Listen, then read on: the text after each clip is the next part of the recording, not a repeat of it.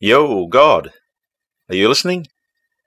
Oh, hang on, I just asked the biggest eavesdropper in the history of the universe if he's listening. Scratch that remark, my bad. I've actually got a question for you, big fella, if you don't mind.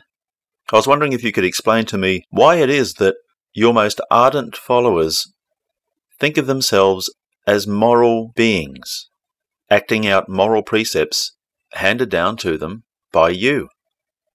I can't quite work that out because it seems to me that what they think of as moral precepts don't seem to reflect your own behaviour.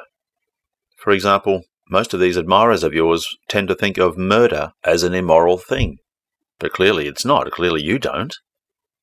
I mean, you seem to be happy to commit murder pretty much on a whim. I bet Job's children, servants and livestock never saw that one coming, huh?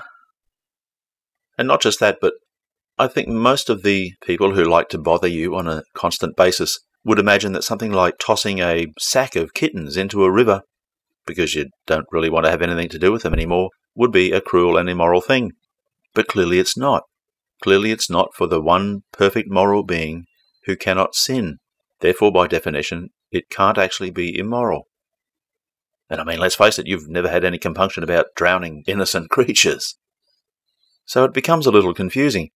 I can't quite work out why these people think of themselves as moral beings expressing actual moral precepts rather than simply subservient beings adhering to specific commands and directives given by you.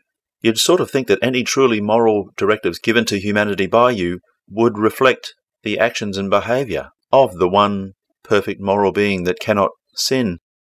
But it really doesn't seem that way, does it? So I was wondering if you could possibly clear that point up for me. I mean, there's no hurry, just when you get some spare time, or in your case, some spare timelessness.